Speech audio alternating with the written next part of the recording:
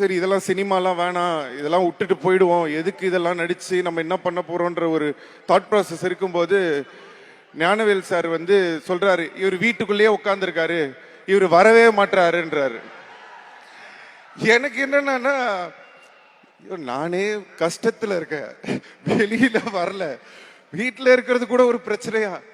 அப்பா கொஞ்ச நாள் கழிச்சு அவரே போன் அடிச்சாரு, இந்த மாதிரி ஒரு படம் இருக்குன்னு.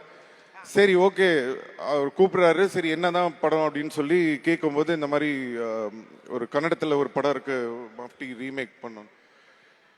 எனக்கு என்னன்னா அந்த படம் வந்து சிவராஜ்குமார் சார் நடித்த படம். சிவானா வந்து அவர் வந்து ஒரு பெரிய லெஜெண்ட் கன்னடத்தில், வந்து is a great super star.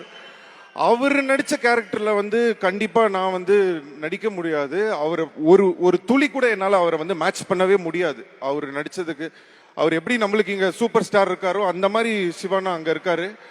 So நம்ம எப்படி அந்த மாதிரி ஒரு ரோலில் போய் நடிக்க முடியும்னு அப்புறம் நான் மெயினாக இந்த படம் ஒத்துக்கிட்டதுக்கு காரணம் வந்து கௌதம் தான். ஏன்னா என்னன்னா, நான் வந்து எனக்கு நிறைய பேர் சொல்லுவாங்க, நான் ஒரு ஒரு சின்ன படமாக இருக்கட்டும் பெரிய படமாக இருக்கட்டும், யார் படமாக இருந்தாலும் ஒருத்தங்க வந்து கஷ்டப்பட்டு உழைச்சிருக்காங்க, நம்மளுக்கு பிடிச்சிருக்குன்னா உடனே அவங்கள கூப்பிட்டு நான் பாராட்டிடுவேன்.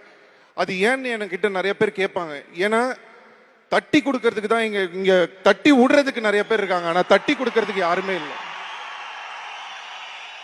ஸோ நம்மளால முடிஞ்ச அளவுக்கு, ஏன்னா எனக்கு அது வந்து பெருசா நடந்ததே கிடையாது, உங்க எல்லாருக்குமே தெரியும். எனக்கு தட்டி கொடுக்கறதுக்கு என்னைக்குமே ரசிகர் மட்டும்தான் என் கூட இருந்திருக்காங்க. என்னன்னா, எனக்கு கௌதம் வந்து ஒரு நடிகனா மட்டும் இல்லை, ஒரு நல்ல பையன் கௌதம். அந்த கௌதம் கார்த்திக்கு வந்து நான் பார்த்து, நம்ம சில பேர் பார்க்கும்போதே நம்மளுக்கு தெரியும் இவங்க வந்து இந்த மாதிரி எப்படி இருப்பாங்க, இவங்க என்ன எப்படி நடிப்பாங்க என்ன இதுன்னு. தங்கமான ஒரு பையன்.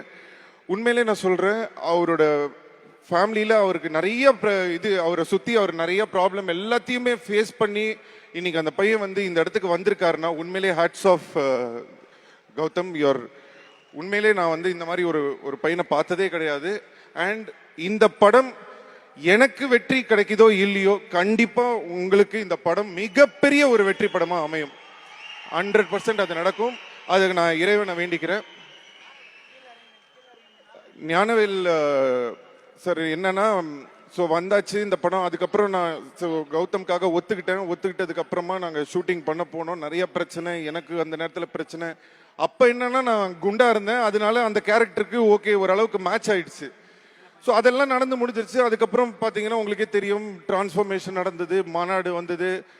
அதுக்கப்புறம் திருப்பி 10 தலை திருப்பி போனோம் அப்படின்ற ஒரு சிச்சுவேஷன்.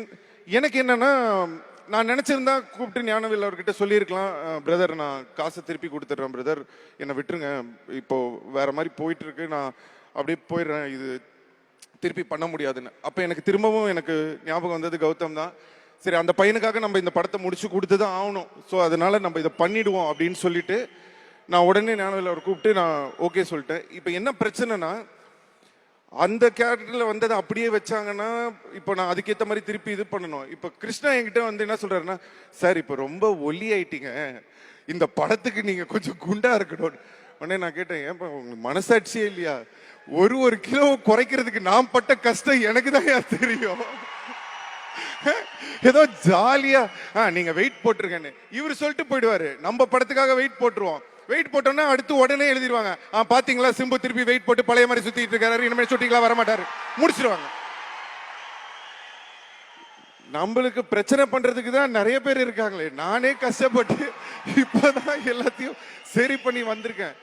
சரி என்னடா பண்றது, இவர் வேற வெயிட் போடணும்ன்றாரு, இப்பதான் இவ்வளோ கஷ்டப்பட்டு வெயிட்டை கம்மி பண்ணோம். உடனே நான் கிருஷ்ணா கிட்ட சொன்னேன், கிருஷ்ணா இதை பாருங்க, இனிமேலாம் என்னால் வெயிட் எல்லாம் போட முடியாது, நான் சாப்பிட்றதே 2 வேளை தான், அதுவும் ஒரு வேளை தான் சாப்பாடு கிடைக்குது, நீங்க இந்த மாதிரி பண்ணாதீங்க. நீங்க ஒன்று பண்ணுங்க, நீங்க ஒரு போட்டோ ஷூட் எடுங்க, நீங்க போட்டோ ஷூட் எடுத்து பாருங்க, அதுக்கப்புறம் உங்களுக்கு பிடிக்கலன்னா பண்ணிக்கலாம்னு சொல்லிட்டு நானும் என்ன பண்ணேன், போட்டோ ஷூட்டுக்கு எல்லாம் ரெடி ஆகி, நீங்க ஒரு போட்டோ பார்த்துருப்பீங்க, இந்த பேக்ல சேருக்கு பின்னாடி கை வச்சுட்டு இருக்கிற மாதிரி ஒரு போட்டோ இருக்கும். அந்த போட்டோவோட ஃப்ரண்ட் ஏன் நாங்கள் காட்டலன்னா, ஸ்கூல் பையன் வந்து சேர்ல உட்காந்தா எப்படி இருக்கும் அந்த மாதிரி இருக்கு. நானே பார்த்துட்டு என்னடா இது இது சுத்தமா மேட்ச் ஆகாது, என்ன பண்றது அப்படின்னு யோசிச்சேன். அதுக்கப்புறம் தான் எனக்கு ஒரே ஒரு விஷயம் மைண்ட்ல தோணுச்சு.